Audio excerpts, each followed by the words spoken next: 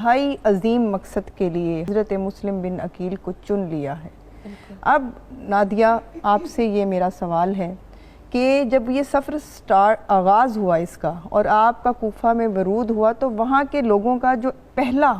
تاثر تھا وہ کیسا تھا؟ اللہم صلی علی سیدنا و مولانا محمد وعلی آلہ وصحبہ وبارک وسلم۔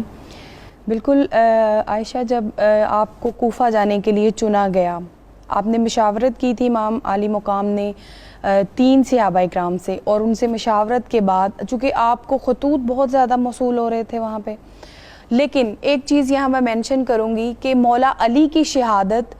اور امام حسن علیہ السلام کی شہادت اور وہاں پہ کوفیوں کی بے وفائی، یہ پہلے سے ایک نقطہ اور پوائنٹ موجود تھا۔ اسی لیے حضرت مسلم بن عقیل کو چنا کہ وہ ایز اے سفیر وہاں جاتے ہیں، وہاں کے حالات و واقعات اور وہاں پہ جو کچھ لوگوں کا رویہ ہے اس کو دیکھتے ہیں۔ اگر تو حالات سازگار ہوئے تو یقیناً وہاں پہ پہنچ جائیں گے۔ آپ نے تیاری کی اور تیاری کر کے آپ اپنے 2 معصوم سے شہزادے محمد اور ابراہیم ان کو ساتھ لیا اور آپ چلے گئے۔ وہاں پہ جو حالات اور سچویشن تھی وہ بالکل برعکس تھی۔ جب آپ وہاں پہ گئے ہیں، لوگوں نے بڑی آؤ بھگت کی آپ کی،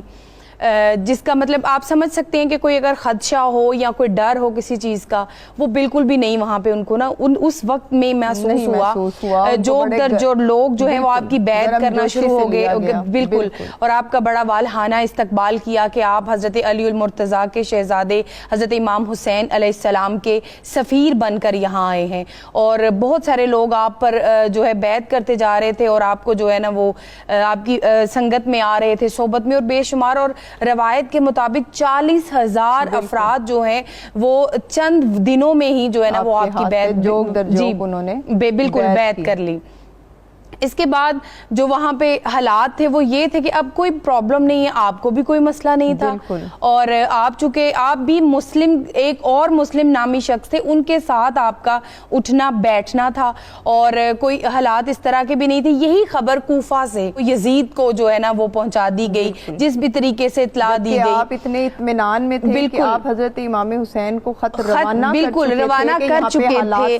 یہی جو تشنگی ہے نا حضرت مسلم بن عقیل کو، جو بار بار آپ کو تکلیف ہو رہی تھی اور جس طرح کے حالات سازگار تھے، آپ مطمئن تھے، اور آپ نے مطمئن ہو کے آپ بھروسے کے لائق تھے۔ آپ کی آل محمد اور حضرت امام حسین علیہ السلام، آپ چونکہ حصہ بھی ہیں، حصہ کیا بلکہ آپ ہیں، تو آپ کی حضرت امام حسین سے بڑی محبت تھی، آپ پر اعتماد تھا، آپ کو بھیجا۔ آپ نے خط بھی اسی بیس پہ، اسی بنیاد پہ لکھا کہ یہاں پہ حالات تو کچھ ایسے ہیں نہیں ہیں کہ جن سے یہ لگے کہ امام حسین علیہ السلام کی جان کو کوئی خدشہ یا کوئی ایسا خطرہ یا جنگ کا یا لوگ جو ہیں وہ منہ موڑیں گے، ایسا کچھ نہیں،